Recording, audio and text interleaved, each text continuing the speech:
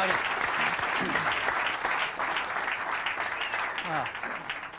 Good morning. We were up till 3 o'clock last night finishing this advertising up, and I want to show it to you in a minute, see what you think of it. I've been back about 8 to 10 weeks, and we've been working really hard. And what we're trying to do is not something really highfalutin. We're trying to get back to the basics. We're trying to get back to the basics of great products, great marketing, and great distribution. And I think that Apple has pockets of greatness, but in some ways has drifted away from doing the basics really well. So we started with the product line. We looked at the product roadmap going out for a few years, and we said a lot of this doesn't make sense. And it's way too much stuff, and there's not enough focus. And so we actually got rid of 70% of the stuff on the product roadmap. I mean, I couldn't even figure out the damn product line after a few weeks. I kept saying, well, what is this model? How does this fit? And I started talking to customers, and they couldn't figure it out either.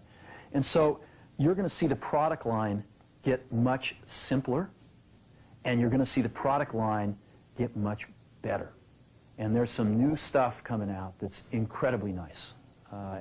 In addition, we've been able to focus a lot more on the 30% of the gems and add some new stuff in that is going to take us in some whole new directions. So we are incredibly excited about the products.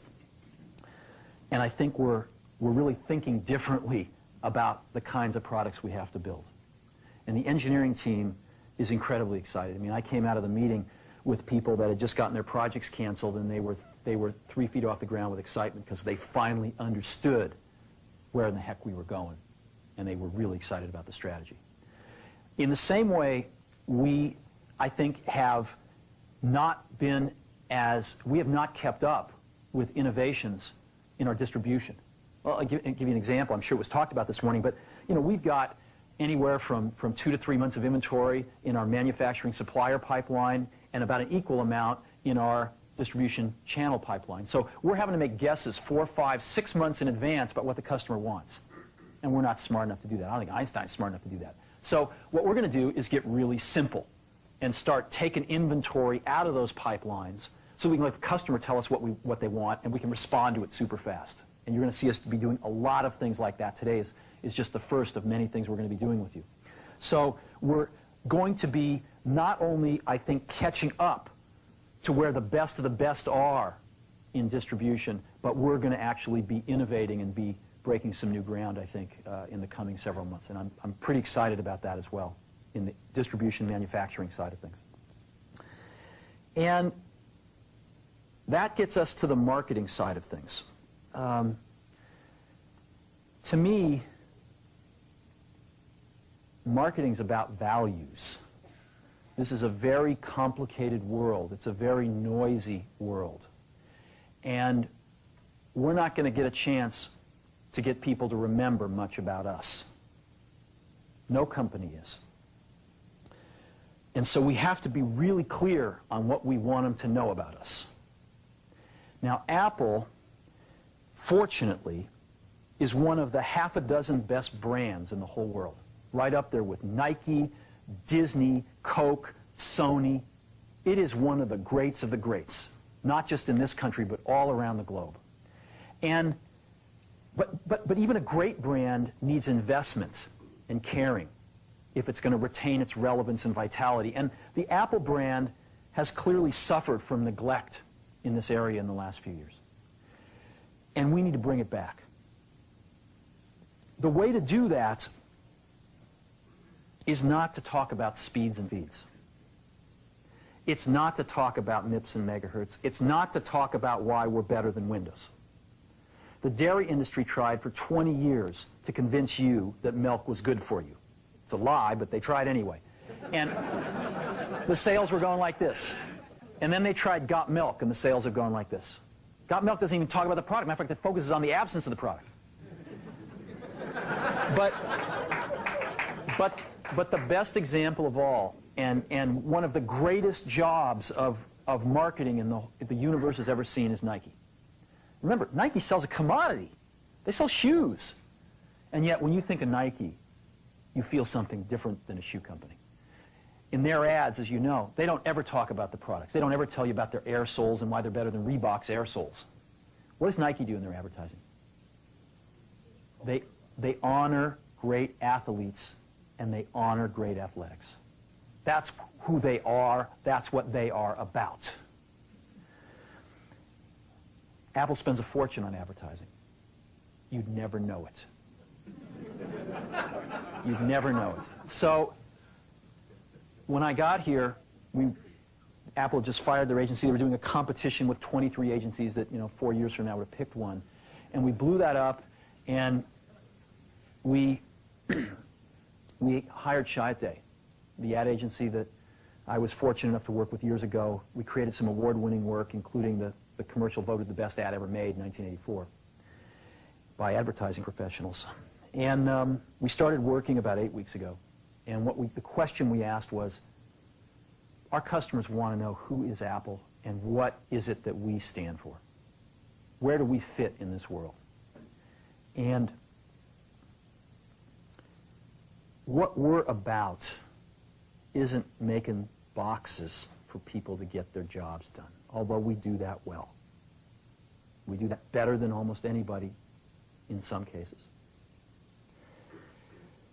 But Apple's about something more than that. Apple, at the core, its core value, is that we believe that people with passion can change the world for the better. That's what we believe. And we've had the opportunity to work with people like that. We've had an opportunity to work with people like you, with software developers, with customers who have done it in some big and some small ways. And we believe that in this world. People can change it for the better. And that those people that are crazy enough to think they can change the world are the ones that actually do. And so what we're going to do in our first brand marketing campaign in several years is to get back to that core value. A lot of things have changed. The market's a totally different place than it was a decade ago. And Apple's totally different, and Apple's place in it is totally different. And believe me, the products and the distribution strategy and the manufacturing are totally different, and we understand that. But values and core values, those things shouldn't change. The things that Apple believed in at its core are the same things that Apple really stands for today. And so we wanted to find a way to communicate this. And what we have is something that I am very moved by. It honors those people who have changed the world. Some of them are living, some of them are not. But the ones that aren't, as you'll see, you know that if they'd ever used a computer, it would have been a Mac. And the theme of the campaign is think different. It's the people, honoring the people who think different and who move this world forward. And it is what we are about.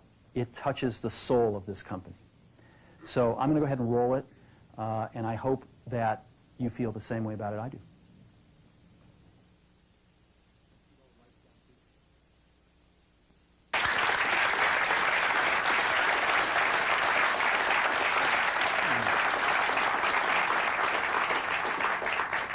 So that puts it out there.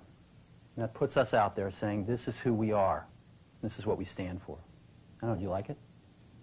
Yeah. Yeah. Good. I know that some people will criticize us for, not talking about all those things about why we have better plug and play. But we've got to let people know who Apple is and why it's still relevant in this world. And I think this will do a pretty good job. We are breaking this campaign this Sunday in a rather poetic way. The Wonderful World of Disney is restarting on ABC, and the first thing they're showing this Sunday night, I believe it's at 7 o'clock, is the network premiere of Toy Story. And we're going to have two 60-second spots. This commercial will run twice, once in the first hour and once in the second hour. We are then going to break some newspaper ads in the Journal, the Times, the Mercury, the Examiner, USA Today, really stating the manifesto, the words. And then I'm going to show you what's going to break within 2 weeks. We've got some phenomenal print. This ad will run throughout most of October on television. And we're breaking some phenomenal print within a few weeks, mostly on the back covers of magazines, some on the inside. We've got some incredible billboards, and we're even painting some giant walls in about 5 or 6 major cities. Before I show you this stuff, I want to let you know that in this day and age, to use any of these people, whether alive or dead, you need major permission from them, either themselves, if they're alive, or their estates, representatives if they're dead. Almost all of these people have never appeared in an advertisement before and never would until we asked them. I mean, I got permission from Yoko Ono a few days ago to use John. And it's been an incredibly moving experience for me that these people, both living and dead, their estates, have felt so strongly about Apple that they were willing to let us do this. I don't think there is another company on earth that could have done this campaign. And that, to me, is something very special. So I got a videotape here of some of the print and the outdoor stuff. And if we could just run that, I want you to get a feel for that.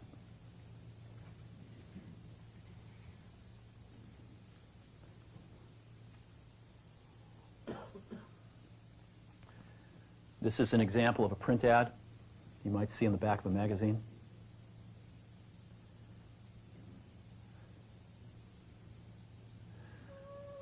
This was an image owned by Time Warner that they've never released before. Martha Graham.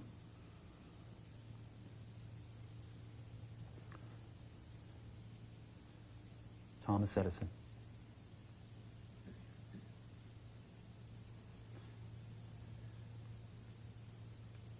Alfred Hitchcock. You can't see it on the video, but these images are just stunning. Look at this. Outdoor Muhammad Ali.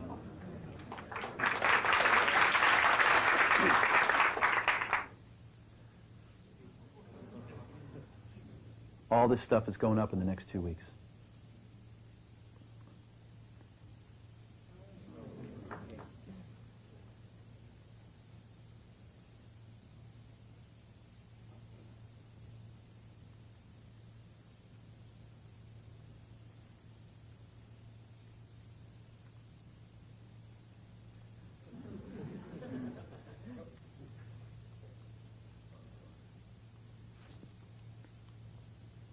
You know who that is? Rosa Parks. There'll be 5 buses running around 5 major cities like that. So that's what we're doing.